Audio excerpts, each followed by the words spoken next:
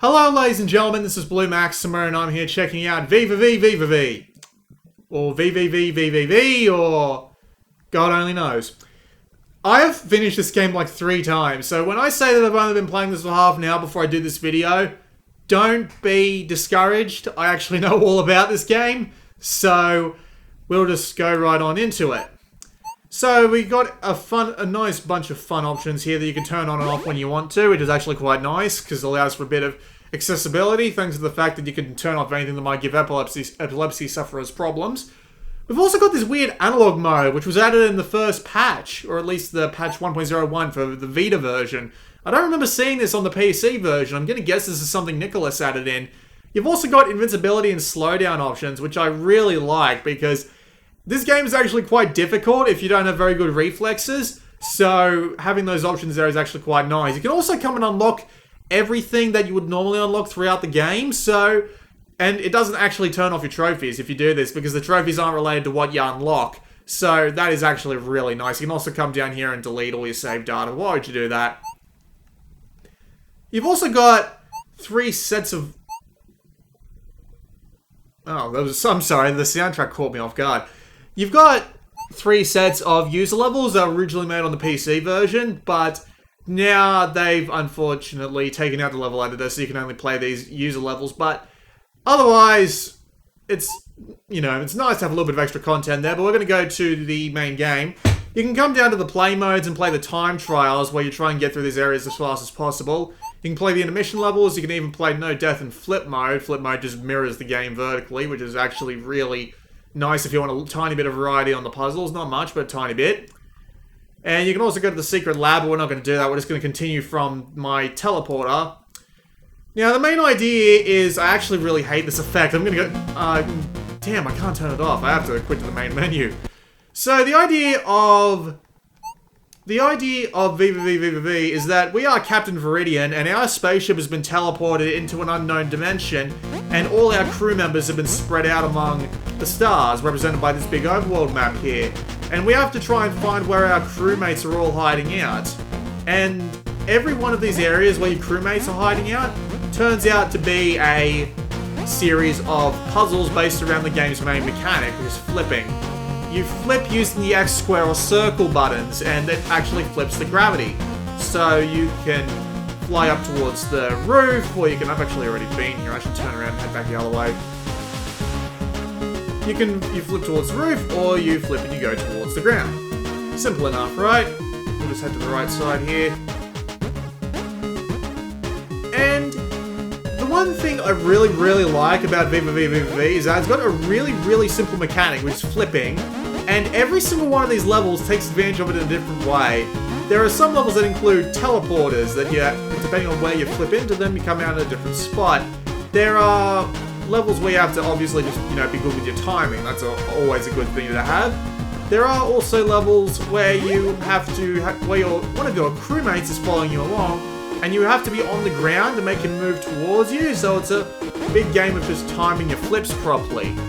This game's got a lot of really clever ways in using its mechanics, and it's really enjoyable to see just what they come up with next. And it's something I really like about it. I'm going to have to find my way down in there. Thankfully I should just be able to do this. There we go.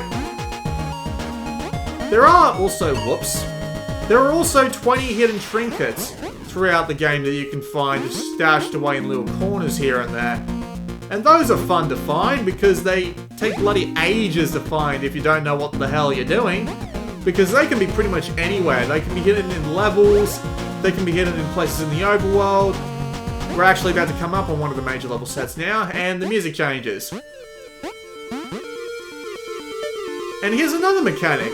You bounce off these little lines here, so the game's got plenty of ways to use its mechanics, and for the couple of hours that you'll be playing through the main game, it's really entertaining to just have all these new ways to solve puzzles become available.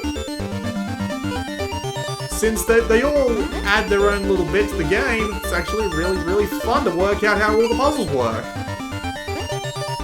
So as you can see here, here's a trinket. There are 20 trinkets, as I said earlier. And while it may take you an hour or two to get... Well, actually, it'll probably take you like 2 to 3 hours to get through the main game, considering that it's actually quite difficult. as you can see,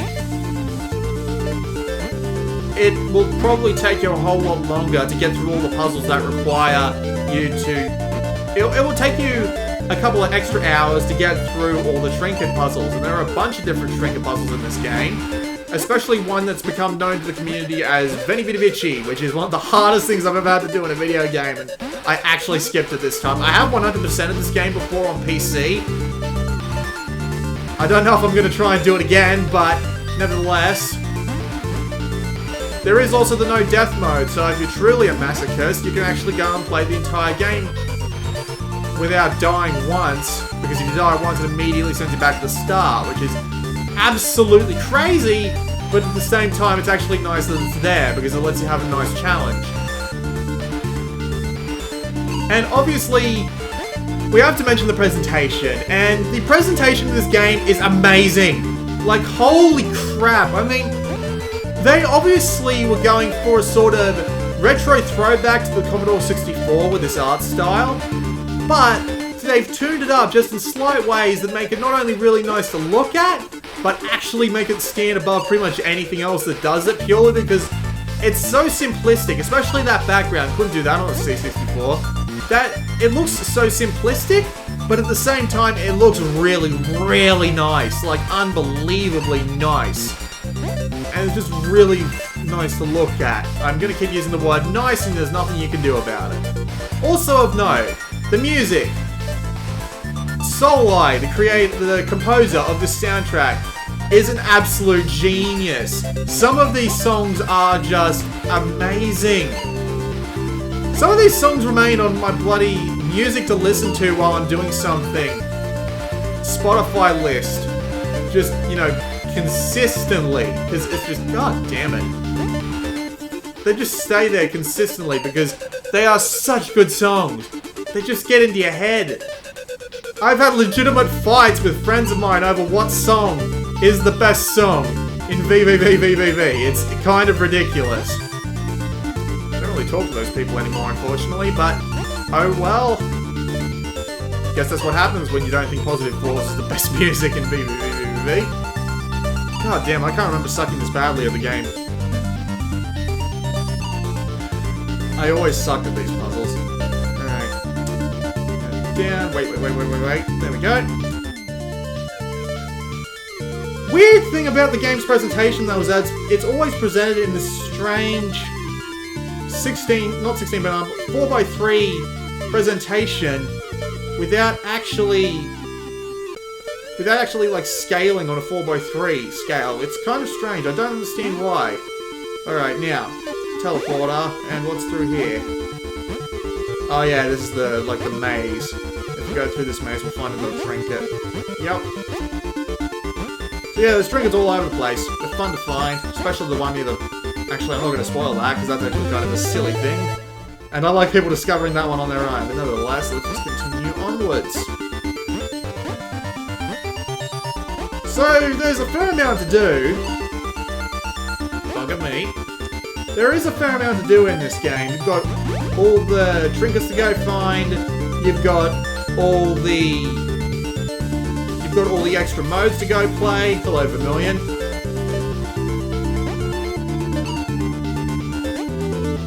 And you've got all the bonus modes to go through. And there's also something called the Gravitron, which I will be showing off because I already went and unlocked it via the secret lab. But nevertheless... Oh, actually, Gravitron's actually right through here. This is convenient. Very convenient.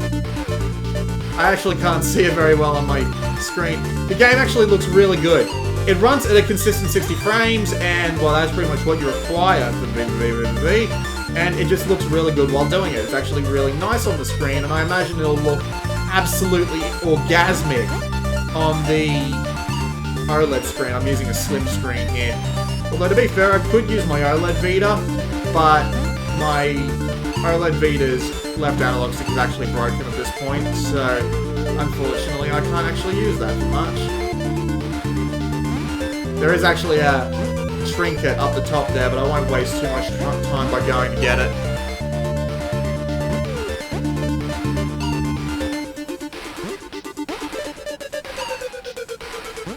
Just need practice. That is pretty much the case of every puzzle in this game. It is basically just timing and memory, so you do just need to practice on these puzzles a bit, and there we go. Don't know how the hell I was alive there, but okay. Almost had it.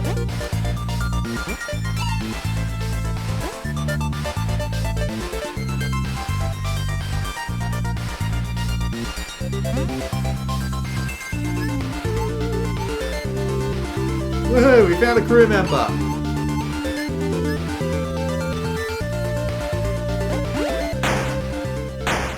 And at the end of every level, we get teleported away, but there are some levels that have intermissions in between them with a bunch of extra puzzles in them. I won't bother showing one of those as long as they don't show up. Nope, it appears I'm being put in an intermission anyway. Alright, nevertheless, let's go. So this introduces looping around levels. And this also... Ah, the Gravitron! Here comes the best music in the game. I'm turning this up.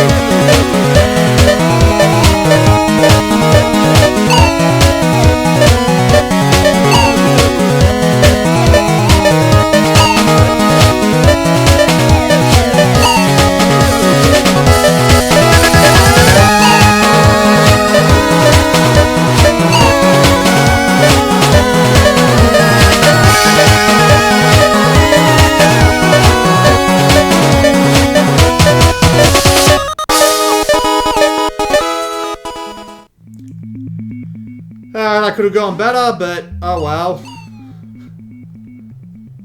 We do actually get to teleport back to the main base now.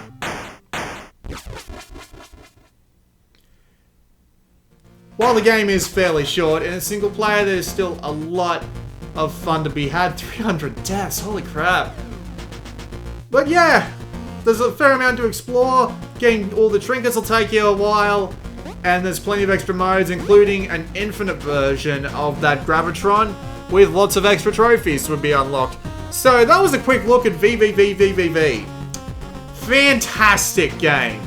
And if you're one of the 3 people who hasn't played it yet, you should probably get this version and play it. But yeah, fantastic presentation, godlike music, and puzzles that consistently get harder, but at the same time, exploit the game's flipping mechanic to the absolute limit. Absolutely fantastic game, and I'd recommend it to anyone. And at the current price it's at right now, which is $8, hell yes. Hell yes. Just Buy it right now. You won't regret it. That's if you haven't already played it. Then you might regret it. But nevertheless, it's worth buying. This has been Blue Maxima, and I'll see you all next time.